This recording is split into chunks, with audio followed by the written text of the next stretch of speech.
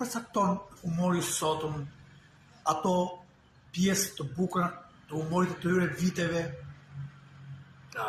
Jo. Humori atëhershëm ishte ndryshe që ai kishte tematika të veçanta, domethënë tematika që për të paraqiturin diçka. Kurse humori sotëm është humor, thjesht humor për të qeshur, për të ashtu atë. Nuk ka, për shembull, ato videot e vogla që shikojnë te TikToku, te Instagrami, tek Facebooku. Ato janë videot për të shkaktuar të qeshur, se punë e barcoletave, se barcoletat janë të shkurtra atje dhe hidhen me njëherë që për të qeshur. Po.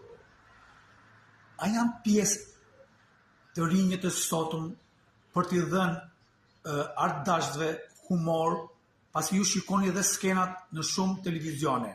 Ky humor i sotshëm është humor real, po thjesht batutat bitore.